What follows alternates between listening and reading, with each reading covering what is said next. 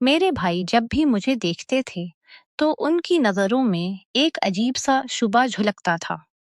उनकी निगाहें मुझे हमेशा बेचैन कर देती थीं। फिर एक दिन भाई ने मुझे अपना राज दिखाया। मेरा नाम निंदनी है। मैं एक छोटे से शहर में रहती हूँ। ये शहर बड़ा तो नहीं है, लेकिन यहाँ का हर कोना मेरे जिंदगी से गहराई से जुड़ा हुआ है। इस शहर में मेरे साथ मेरे खानदान का छोटा सा जहान है, जिसमें मेरी माँ और मेरे बड़े भाई समेत शामिल हैं।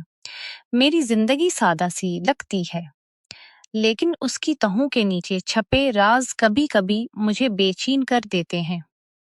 जब मैं बहुत छोटी थी, तब मेरे अबू का इंतकाल हो गया। वो हादसा मेरी जिंदगी का सबसे बड़ा सदमा था।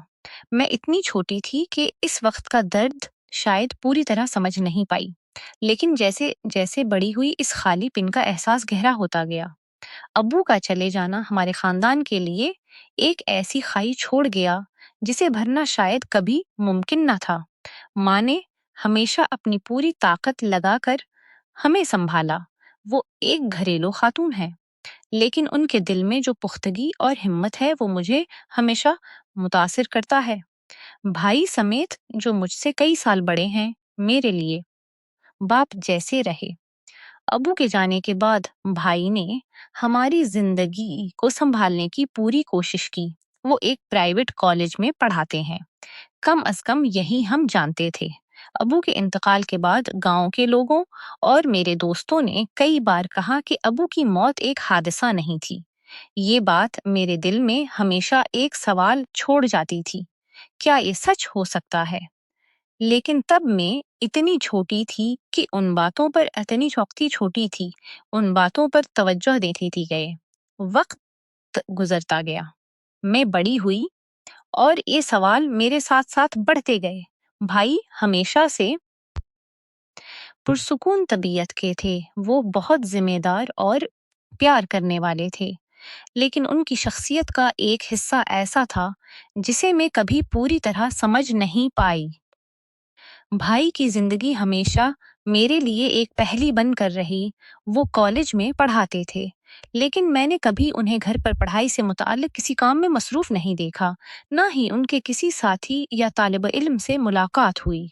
एक दिन जब भाई घर पर नहीं थे, मैंने मौका देखकर उनके कमरे की तरफ कदम बढ़ाए। मेरा मन शबहात से भरा हुआ था। उनकी अलमारी में कॉलेज से जुड़े दस्तावेजात तलाश करने की कोशिश की, लेकिन वहां कुछ भी नहीं मिला। ये मेरे शक को और गहरा कर गया। आखिर भाई किस कॉलेज में पढ़ाते हैं? वो कौन सा मजमून पढ़ाते हैं? ये सवालात मेरे जहन में घूम रहे थे, और मैं किसी जवाब तक नहीं पहुंच पा रही थी। अलमारी में कुछ खास ना पाकर मैंने उनके कमरे का और गहराई से मुआयना करने का सोचा। अचानक मेरी नजर बिस्तर के नीचे रखी एक धूल भरी संदूक पर पड़ी। मैंने उसे बाहर निकाला और खोलने की कोशिश की, लेकिन वो ताले से बंद था। ये देखकर मेरे मन में और भी सवालात उठने लगे। शाम का वक्त था। माँ मंदिर गई हुई थी, जो हमारे घर के बिल्कुल साथ है। मैं किचन में खाना बना रही थी कि तभी भाई लौटे। वो अंदर आते ही गुस्से में बड़बड़ा रहे थे। उनकी आवाज साफ सुनाई दे रही थी, मैं तुम्हें नहीं छोड़ूंगा। जैसे उसे उसे मारा वैसे तुम्हें भी मार दूंगा। मेरे हाथ में चाकू था, लेकिन उनकी बात सुनकर मैं सुन रह गई। भाई किसकी बात कर रहे हैं? मैंने खिड़की से झांक कर देखा। उनके पाँव में कीचड़ लगा हुआ था, और वो नल के पास जाकर अपने हाथ पांव धो रहे थे। उनके लड़खड़ाते कदम और बेढंगा रवैया देखकर मुझे समझ आ गया कि वो नशे में थे। भाई को इस हाल में देखकर मैं परेशान हो गई। उन्होंने पहले कभी शराब नहीं पी थी, कम अज कम मेरे सामने तो नहीं। उनका ये नया रूप मुझे डरा रहा था। इस रात माँ देर तक मंदिर में थी। इस रात माँ देर तक मंदिर में थी। मैं बाथरूम में नहाने गई। जैसे ही पानी की धार में खड़ी थी, अचानक ऐसा महसूस हुआ कि कोई मुझे देख रहा है। ये एहसास इतना गहरा था कि मेरे रोंगटे खड़े हो गए। मैंने झट से पानी बंद किया और चारों तरफ देखा। कोई नहीं था। अपने डर को नजरअंदाज करते हुए मैंने जल्दी जल्दी नहाना किया और बाहर आ गई। बाल सिखाते हुए मैं आईने के सामने खड़ी थी कि फिर वही एहसास हुआ। इस बार ऐसा लगा जैसे दरवाजे के पीछे से कोई झांक रहा हो। मेरा दिल जोर जोर से धड़कने लगा। मैंने डर के बावजूद हिम्मत जताई और दरवाजे की तरफ बढ़ी। दरवाजा खोलने पर वहां कोई नहीं था, लेकिन मुझे पता था कि ये मेरा वहम नहीं हो सकता। डर और बेचैनी के दरमियान मैंने माँ को आवाज लगाई। 3-4 बार पकारने के बाद भी कोई जवाब नहीं आया। घबरा कर मैं उनके कमरे में गई। माँ अपने बिस्तर पर गहरी नींद में सो रही थी। उन्हें हल्के से हिलाते हुए मैंने पूछा, माँ मैं आपको कब से बुला रही हूँ, आपने सुना क्यों नहीं? माँ ने आंखें मिलते हुए कहा, बेटी मुझे नहीं पता। बाहर से लौटने के बाद बहुत प्यास लगी थी। पानी पीते ही मुझे इतनी तेज नींद आ गई कि कब सो गई पता ही नहीं चला। उनकी बात सुनकर मेरे माथे पर फिक्र की लकीरें खींच गईं। अगर माँ गहरी नींद में थी तो मुझे देखने वाला कौन हो सकता था? थोड़ी देर बाद भाई घर लौटे। उन्होंने माँ से कहा, माँ खाना निकाल दो, मुझे भूख लगी है। भाई की निगाहें मुझ पर टिकी हुई थीं। उनकी आंखों में गुस्सा और एक अजीब सी बेचैनी थी। ऐसा लगा जैसे वो मुझसे कुछ कहना चाहते हों या मुझसे नाराज हों। उनकी निगाहों की तेजी ने मुझे अंदर तक डरा दिया। मैंने अपनी निगाहें झुका लीं। खाना खाने के बाद भाई बाहर जाने के लिए उठे, लेकिन जाते जाते वो बार बार मुड़कर मेरी तरफ देखते। उनकी निगाहों में कुछ ऐसा था जो मुझे समझ नहीं आ रहा था, और ये मेरे मन में और भी सवालात पैदा कर रहा था। मैं ये समझ नहीं पा रही थी कि आखिर भाई मुझे क्यों देख रहे थे, जैसे उन्हें मुझसे कुछ कहना हो या फिर कोई छपा हुआ राज हो। भाई के बाहर जाते ही मेरी घबराहट बढ़ गई। मैंने फौरन सोचा कि इस मौके का फायदा उठाकर मैं उनके कमरे में जाकर कुछ और तलाश करने की कोशिश करूंगी। मेरे कदम उनके कमरे की तरफ बढ़ने लगे और दिल की धड़कन तेज होती जा रही थी। मैंने आहिस्ता से दरवाजा खोला और कमरे में घुसते ही अलमारी की तरफ बढ़ी। मेरा मन बहुत घबराया हुआ था, लेकिन मैं ये सोचकर रुक नहीं सकती थी कि भाई के कमरे में कुछ ऐसा छपा हो जो मैं जानना चाहती थी। जैसे ही मैंने अलमारी को खोलने की कोशिश की, अचानक मुझे भाई की आवाज सुनाई दी। वो कमरे की इस तरफ आ रहे थे। मेरी पूरी दुनिया जैसे रक सी गई थी। मेरे जिस्म में जैसे बर्फ की ठंडक ठंडक दौड़ गई और मैं पूरी तरह सुन्न रह गई। बगैर सोचे समझे मैंने जल्दी से दरवाजे के पीछे छुपने की कोशिश की और पूरी तरह चुप हो गई। थोड़ी देर बाद भाई कमरे में आए और उन्होंने देखा कि अलमारी खुली हुई थी। वो उधर उधर देखने लगे। उनकी आंखें पूरी तरह चौकस हो गई थीं, जैसे उन्हें किसी के कमरे में होने का शक हो। उनका चेहरा संगीन था और उनकी निगाहों में एक डर था, जैसे वो किसी साजिश का हिस्सा हो। मुझे ऐसा महसूस हुआ कि वो मुझे ढूंढ रहे थे, लेकिन मेरी किस्मत अच्छी थी कि वो मुझे नहीं देख पाए। भाई अलमारी के पास गए और इसमें कुछ ढूंढने लगे। उनकी हर एक हरकत पर मेरी निगाहें टिक गईं। वो पूरी तरह चौकना थे, जैसे उन्हें ये लग रहा हो कि कोई उनके कमरे में घुस आया है। फिर भाई ने अचानक अलमारी से एक धारदार चाकू और कुछ गोलियां निकालें। मेरा दिल घबराहट से भर गया और मेरी सांस रखने लगी। वो गोलियां बेहोशी और नींद की गोलियां थीं। ये देखकर मुझे एहसास हुआ कि कुछ तो गड़बड़ है। भाई के पास ये सब क्यों था? वो गोलियां और चाकू, ये सब क्या वो किसी बड़े इरादे से रखे हुए थे? भाई ने बहुत जल्द वो सब अपनी जेब में रखा और बगैर कुछ कहे कमरे से बाहर निकल गए। उनके जाते ही मेरी हालत खराब हो गई। मैं चुपके से उनके कमरे से बाहर निकल आई, लेकिन मेरा दिमाग पूरी तरह घबराया हुआ था। मैंने जो देखा था उसे सोचने की कोशिश करते हुए मैं बहुत परेशान हो गई। अब मेरे मन में सवालात का सैलाब उड़ रहा था। आखिर भाई के पास ये सब चीजें क्यों थीं? क्या वो मुझसे कुछ छुपा रहे थे? क्या उनका ये खतरनाक सामान किसी साजिश से जुड़ा हुआ था? ये सब सोचते हुए मैंने फैसला किया कि मैं माँ को उस बारे में नहीं बताऊंगी, क्योंकि मुझे शक था कि अगर मैं माँ से कुछ कहती तो वो डर सकती थी। उसकी बजाय मैंने खुद ही उस राज का पर्दा फाश करने का ठान लिया। भाई के हर कदम पर अब मुझे तेज निगाह रखनी होगी, क्योंकि मैं जानती थी कि जो वो कर रहे थे वो सिर्फ एक इत्तेफाक नहीं हो सकता था। मुझे गहरी फिक्र और डर दोनों थे, लेकिन अब मुझे लगता था कि मैंने अपनी राह चुन ली थी। इस राज को हल करने के लिए मैं हर मुमकिन कदम उठाऊंगी, चाहे वो कितना भी खतरनाक क्यों ना हो। जब मैं बाथरूम में नहा रही थी तो मुझे लगा कि कोई मुझे देख रहा है। जैसे ही मैं बाहर निकली वो गायब हो गया। फिर जब मैं अपने कमरे में बॉल सिखा रही थी, मुझे फिर वही एहसास हुआ कि कोई मुझे चुपके से देख रहा है। अब मुझे शक होने लगा कि कहीं भाई ही तो मुझे नहीं देख रहे, और भाई ने अपने कमरे में किसी को भी जाने से मना क्यों कर रखा था। आखिर ऐसा किया था उनके कमरे में और उनकी अलमारी में। फिर एक दिन मैंने मौका देखकर भाई के कमरे में जाने का फैसला किया। जब मैं अंदर गई और अलमारी खोली तो जो देखा, इससे मेरी आंखें फिटी की फिटी रह गईं। भाई की अलमारी में एक लाल साड़ी, एक धारदार चाकू, सिंदूर की डब्बी, कुछ चूड़ियां और पंडित जी के कपड़े रखे थे।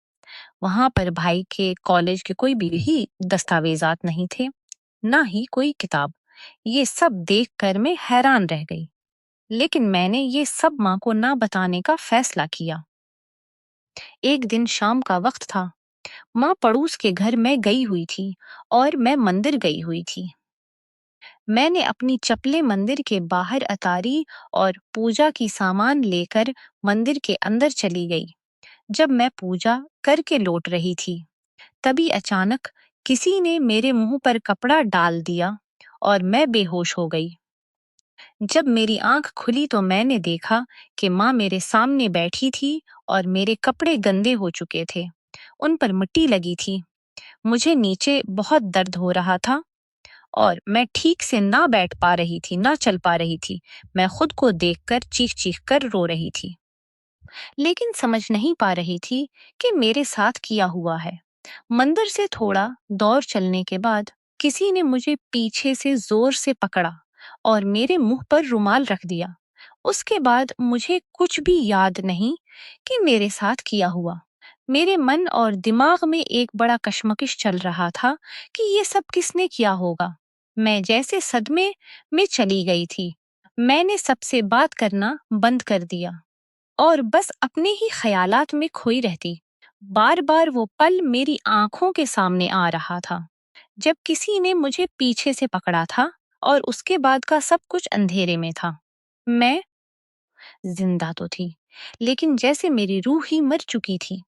मेरा दिल हर वक्त इसी लम्हे को याद कर रहा था, जब किसी ने मुझे पकड़ा था। एक बात जो मुझे याद आई, उससे थोड़ा सुकून मिला। जिसने मुझे पकड़ा था उसके हाथ पर पहले कपड़े और लावा बंधा हुआ था और उसने हवाई चप्पलें पहन रखी थीं। मैं सोचने लगी कि वो कौन हो सकता है जिसने मेरे साथ ये सब किया था। मेरे दिल पर लगे जख्म मटने का नाम ही नहीं ले रहे थे, और अब तो मुझे अपने जिस्म से भी घिन आने लगी थी। जिस दिन से ये वाक़ा हुआ, तब से मेरे भाई भी घर से गायब थे। मेरी हालत इतनी खराब हो गई थी कि मैं किसी से कुछ नहीं कह पा रही थी और मेरे मन में सवालात का भनूर मुझ चुका था। मैं किसी भी हालत में ये जानना चाहती थी कि आखिर मेरे साथ किया हुआ था। मेरे चेहरे पर जो नाखूनों के निशान थे, वो मेरी रूह पर लगे दागों से कम नहीं थे, जो मुझे अंदर से खत्म कर रहे थे। माँ बार बार मुझे खाने के लिए कह रही था, बेटा कुछ खा लो, लेकिन मेरे दिमाग में वही सवालात गूंज रहे थे। वो पीले कपड़े वाला आदमी कौन था? एक दिन मैंने माँ से पूछा, माँ भाई और मेरा क्या रिश्ता है? माँ ने कहा भाई तुम्हारे भाई हैं। फिर मैंने पूछा भाई कहाँ है? जब से ये सब हुआ है तब से वो क्यों गायब है? माँ ने कहा वो तो दूसरे शहर गया है। इसने कहा था कि इसे कॉलेज से निकाल दिया गया है और अब वो नौकरी ढूंढने बाहर जा रहा है। जब तुम्हारे साथ ये वाकया हुआ इसी दिन वो गया था। अब मेरे सामने सब कुछ आहिस्ता आहिस्ता साफ हो रहा था, लेकिन मेरे मन में और भी ज्यादा सवालात पैदा हो गए थे। मुझे लगता था कि ये सब सच्चाई से कहीं ज्यादा पेचीदा था। अचानक मैंने तय किया कि मुझे और इंतजार नहीं करना चाहिए। मैं फौरन बिस्तर से उठी और दौड़ते हुए भाई के कमरे में गई। कमरे में पहुंचकर मैंने अलमारी खोली और मुझे देखकर हैरत हुई। अलमारी पूरी खाली थी। जैसे ही मैंने ये देखा, मेरे मन में एक और सवाल उठा, क्या भाई ने सब कुछ छुपा लिया था? मैं फिर माँ के पास गई और पूछा, माँ सच बताओ, भाई कौन है? माँ थोड़ी देर चुप रही, जैसे वो कुछ सोच रही थी, और फिर उन्होंने कहा, बेटा, जब तुम्हारे अबू की मौत हुई थी, इससे 1 महीना पहले ही समेत हमारे घर आया था। तुम्हारे अबू उसे बाहर से लाए थे। अबू कहते थे कि ये बहुत अच्छा लड़का है। माँ ने आगे बताया, तुम्हारे अबू एक रात बरसात में सनसान पहाड़ी पर फंसे थे। गाड़ी पंचर हो गई थी और आसपास कोई मदद नहीं थी। इस वक्त उन्हें एक टूटी फोटी झोंपड़ी दुखी, जहां वो रात गुजारने के लिए चले गए। वहां एक लड़का था जो अकेला रह रहा था। तुम्हारे अब्बू ने इससे पूछा कि वो अकेला क्यों रह रहा है। तो लड़के ने बताया कि इसके मम्मी पापा का कोई पता नहीं चलता और उसे एक आदमी ने पाला था जिसकी हाल ही में कत्ल हो गई थी। ये सुनकर अबू को इस लड़के पर रहम आया और उन्होंने इसे अपने साथ घर लाने का फैसला किया। इस दिन से वो लड़का समेत हमारे साथ रहने लगा।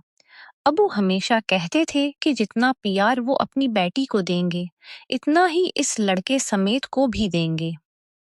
उन्होंने कभी भी रोशन को किसी चीज की कमी नहीं होने दी। एक बार की बात है, अबू और समेत कार से कहीं जा रहे थे। तभी उनकी कार का एक्सीडेंट हो गया जिसमें अबू की मौत हो गई, लेकिन समेत बच गया। इसे सिर्फ सर में हल्की चोट आई थी। इस दिन के बाद से समेत और मैं हमेशा घर में ही रहते थे और कभी एक दूसरे से अलग नहीं हुए। मैंने हमेशा समेत को अपने भाई की तरह माना और उसे वही प्यार दिया जो अब्बू ने दिया था। लेकिन आहिस्ता आहिस्ता मुझे अब्बू की मौत पर शक होने लगा। एक दिन मेरी डॉक्टर दोस्त ने मुझसे कहा था कि अब्बू की मौत कोई हादसा नहीं बल्कि एक साजिश थी। मैंने उसी से पूरी बात जाननी चाही। जब मैंने उससे फोन पर बात की तो उसने मुझे बताया कि जब अबू का एक्सीडेंट हुआ था और उनकी बॉडी पोस्टमार्टम के लिए लाई गई थी, तब वो इसी अस्पताल में काम कर रही थी। पोस्टमार्टम से ये पता चला था कि अबू की मौत एक्सीडेंट से हुई ही नहीं थी, बल्कि उनकी मौत एक्सीडेंट के 15 मिनट पहले ही हो चुकी थी। पोस्टमार्टम के दौरान ये भी पता चला कि उनके सर के पीछे स्टील की नोकीली पिन लगी हुई थी, जिस पर एक जहरीला लिक्विड लगा था। वो लिक्विड इतना खतरनाक था कि किसी भी इंसान या जानवर को चंद सेकंड में मार सकता था। डॉक्टर्स को इस मामले को छुपाने के लिए लाखों रुपए दिए गए थे ताकि अबू की मौत को एक्सीडेंट बताया जा सके। मेरी दोस्त ने ये भी कहा कि इस वक्त अस्पताल में एक आदमी पुजारी के कपड़ों में देखा गया था, लेकिन इसे ये नहीं पता था कि वो कौन था। ये सुनकर मेरे होश उड़ गए, क्योंकि अब मुझे पूरी तरह शक होने लगा था कि वो आदमी शायद मेरा भाई ही हो सकता था। ये सोचकर मेरे दिल में एक नई उलझन पैदा हुई। भाई उस वक्त छोटे थे, तो क्या वो किसी रिश्तेदार या खानदान के किसी और रुकन के साथ मिलकर ये सब कर रहे थे? मुझे अब ये समझने की जरूरत थी कि जो कुछ भी हो रहा था उसका असल सबब किया था। मुझे अब सच्चाई का पता लगाना था। मैंने ठान लिया कि मैं अपनी खोई हुई यादों और अपने शक को दूर करने के लिए हर हाल में सच जानने की कोशिश करूंगी। कुछ दिन बाद एक काम से दूसरे शहर जा रही थी। रास्ते में एक मंदिर के अंदर अचानक मेरी नजर एक आदमी पर पड़ी। मुझे यकीन हुआ कि वो शायद मेरा भाई ही हो सकता था। वो वही आदमी था जिसे मैंने पहले देखा था। मेरी धड़कन तेज हो गई और मैंने फौरन गाड़ी रखवा दी और मंदिर की तरफ दौड़ पड़ी। लेकिन जब तक मैं वहां पहुंची वो आदमी गायब हो चुका था। मेरा दिल धड़कता हुआ रह गया। मुझे पूरी तरह यकीन हो गया कि वो मेरा भाई ही था जिसने मुझे देख लिया और फिर मौका का फायदा उठाकर वहां से भाग गया। अब मुझे यकीन था कि ये सब मेरे भाई का काम था। मुझे अब सिर्फ यही करना था कि भाई को ढूंढूं और सब कुछ जानूं। मैंने चुपके से इस मंदिर पर नजर रखना शुरू कर दिया। कई दिन बीत गए, लेकिन भाई वहां फिर से नजर नहीं आए। मुझे ये सब बहुत अजीब लगा और मैंने सोचा कि शायद वो वहां से कहीं और जा चुके थे। अब मुझे ये समझ में आने लगा था कि मैं भाई के बारे में जितनी ज्यादा मालूमात जमा करूंगी, इतना ही मुझे सच के करीब पहुंचने का मौका मिलेगा। एक दिन जब मैं मंदिर से वापस घर लौट रही थी, तो मैंने देखा कि भाई एक गाड़ी से उतर रहे थे। वो वही पंडित की पोशाक पहने हुए थे, वही कालावा और वही कपड़े थे जो मैंने उस दिन अगवा के दौरान देखे थे। ये देखकर मेरे रोंगटे खौरान देखे थे। ये देखकर मेरे उनके पास पहुंची और जैसे ही भाई ने मुझे देखा, वो चौंक गए। मैंने बगैर किसी ताखीर के उनसे सवालात की झड़ी लगानी शुरू कर दी। भाई, आपने मेरे अबू को क्यों मारा? आपने ऐसा क्यों किया? मेरे सवालात सुनते ही भाई ने फौरन मुझे चिप कराने की कोशिश की और मुझे किनारे ले जाकर अपने साथियों को बुलाया। इन सब ने पंडित के भेष में अपनी पहचान छपाई थी और उनके हाथों में काला वा बंधा हुआ था। सबने मुझे पकड़ लिया और मुझे एक कमरे में बंद कर दिया। उन्होंने मेरे मुंह पर टीप चपका दी ताकि मैं चला ना सकूं। करीब 3 घंटे तक मैं चलाती रही, लेकिन कोई भी मुझे नहीं सुन रहा था। मैं जितना भी जोर से चलाती, इतना ही मुझे अंदर घटन महसूस हो रही थी। इस दौरान मेरे मन में कई सवालात का भनूर मुच रहा था। आखिर भाई ने ऐसा क्यों किया? क्या मैं किसी खौफनाक सच का सामना करने वाली थी? थोड़ी देर बाद दरवाजा खुला और भाई अंदर आए। उन्होंने देखा कि मैं चिपचॉप सी बैठी थी। मेरी आंखों में आंसू थे और चेहरा डर और गैर यकीनी से भरा हुआ था। जैसे ही भाई ने मुझे देखा, मैं फिर से चलान चलाने लगी। भाई, आपने ये सब क्यों किया? आपने मेरे साथ ऐसा क्यों किया? मैंने आपको हमेशा अपने आइडियल के रूप में देखा, लेकिन अब आप वही इंसान बन गए हैं जो कभी हमसे बहुत दूर थे। भाई ने जल्दी से मेरी मुंह बंद करने के लिए मेरा हाथ पकड़ा और आहिस्ता से मुझे किनारे ले गए। फिर उन्होंने मुझे कहा, नंदनी शांत हो जा, मैं जानता हूँ तो जो सुनने जा रही है वो तुझे कभी नहीं समझेगी। मुझे ये कहना जरूरी है, लेकिन मुझे ये कहना जरूरी है। उन्होंने थोड़ी देर के लिए मेरी आंखों में देखा और फिर मेरी चुप को तोड़ते हुए कहा, तुझे लगता है कि अब्बू की मौत मेरी वजह से हुई, लेकिन ऐसा नहीं है। अब्बू सिर्फ तुझे नहीं, मुझे भी अपने बेटे जैसा मानते थे। वो मेरे लिए भगवान से कम नहीं थे।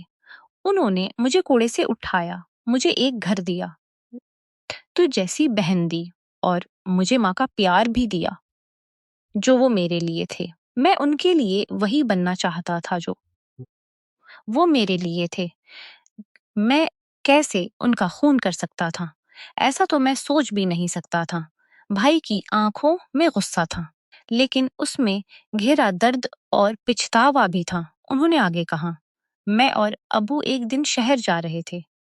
अबू के फोन पर एक कॉल आई जिसमें किसी ने कहा, सेठ जी 1 लाख रुपए तैयार हैं, जल्दी से इस खाली मकान में आ जाइए।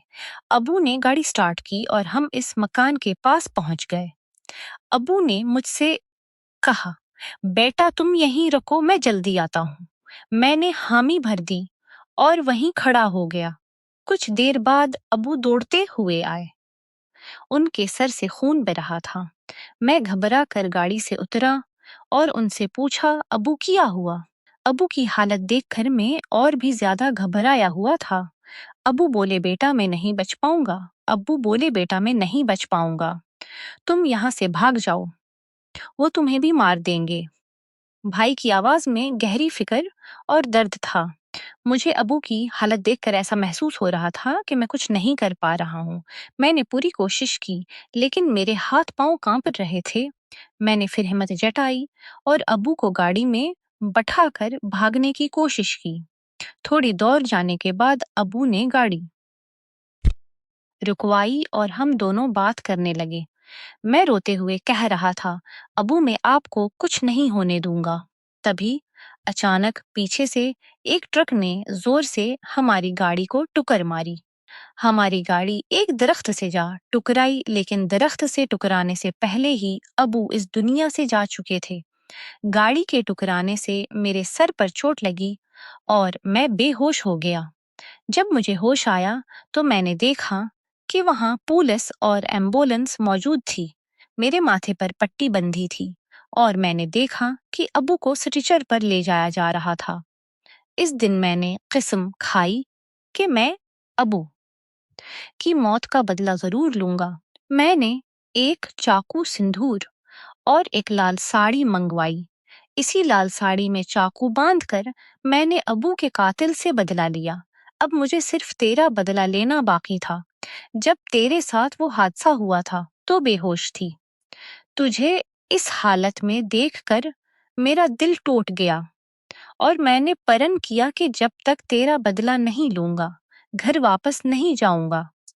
भाई की बातें सुनकर मेरी आंखों से आंसू बहने लगे और मैंने उन्हें गले से लगा लिया। मैं रो रही थी और भाई मुझे दिलासा दे रहे थे, पागली मैं तेरा भाई हूँ, जिसने भी तुझसे गलत किया है, मैं इससे एक एक चीज का हिसाब लूंगा। भाई ने मुझे गले से लगाया और हम दोनों बाहर आ गए। मुझे अब सुकून था कि भाई मुझसे बहुत प्यार करते हैं। भाई अब मंदिर में ही रहने लगे और सही वक्त का इंतजार करने लगे। मैं चिपचाप घर आई और माँ को सब कुछ बता दिया। ये सुनकर माँ की आंखों में आंसू आ गए, लेकिन मैं खुश थी क्योंकि मेरे सारे दुख अब दूर हो गए थे।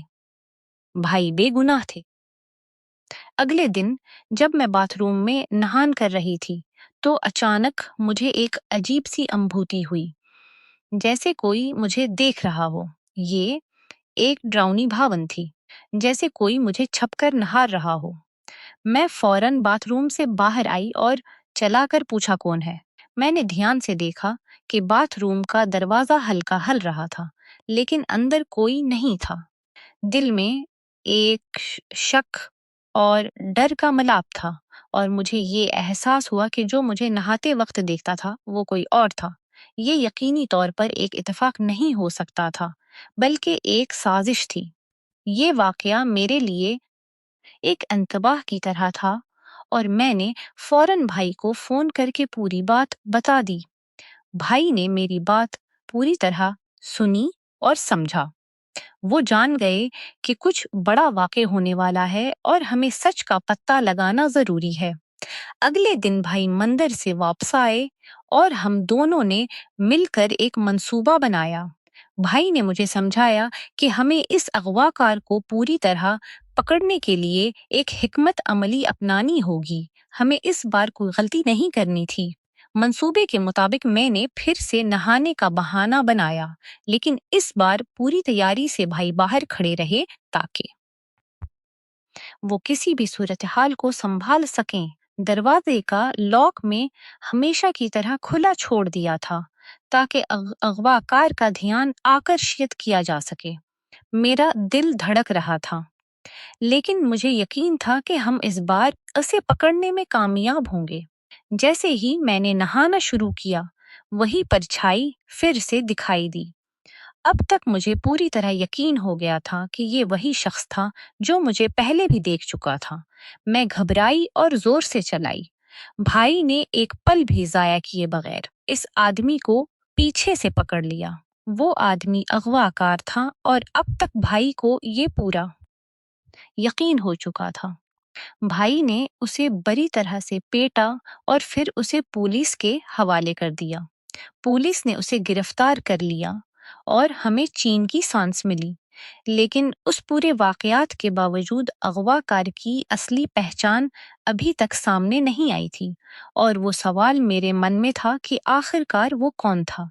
कुछ दिन बाद भाई ने मंदिर में ज्यादा वक्त गुजारना शुरू कर दिया। कभी कभी मैं भी उनके साथ जाती क्योंकि अब मुझे भी महसूस हुआ कि हमें हर एक वाकया पर नजर रखनी चाहिए। एक शाम जब हम दोनों मंदिर गए, वहां एक शख्स दिखाई दिया। वो शख्स पिंडत के भैस में था, लेकिन मुझे एक अजीब सी बात महसूस हो रही थी। उसके हरकत और चाल ढाल से मुझे यकीन हो गया कि वो असली पुजारी नहीं हो सकता। उसने वही काला वा पहना हुआ था जो मैं पहले देख चुकी थी, और उसके जिस्म से वही परफ्यूम की खुशबू आ रही थी जिसे मैं पहचान चुकी थी। वो आदमी मंदिर से बाहर निकला और अपनी गाड़ी में बैठने वाला था। फौरन मैंने भाई को इशारे से बताया। भाई ने बगैर देर किए उसकी तरफ दौड़कर उसे पकड़ लिया। वो आदमी मुझे देखकर घबराया और उसके चेहरे पर घबराहट साफ दिखाई दी। उसकी ये घबराहट देखकर भाई ने फौरन समझ लिया कि वही वो अगवाकार है जिसकी हम तलाश कर रहे थे। भाई ने उसे वहीं पर पकड़ लिया और उसकी बड़ी तरह से पटाई शुरू कर दी। मैंने भी उसकी गिरफ्तारी में मदद की और उसे पुलिस के हवाले कर दिया। अब हमें पूरा यकीन हो गया था कि अगवाकार वही आदमी था और उसकी सजा अब यकीनी थी। उसे गिरफ्तार कर लिया गया और अब उसका गुनाह उसे भुगतना ही था। इस सब के बाद हमें दिल से राहत मिली क्योंकि हम आखिरकार सच्चाई तक पहुंच चुके थे। भाई और मैंने अपनी जिंदगी की मुश्किल सफर को इस फतह के साथ पूरा किया और अब हम दोनों एक दूसरे के लिए और भी मजबूत हो गए थे। भाई का प्यार और सपोर्ट मेरे लिए हमेशा अनमोल रहेगा और मुझे यकीन था कि अब कोई भी ताकत हमें अलग नहीं कर सकती।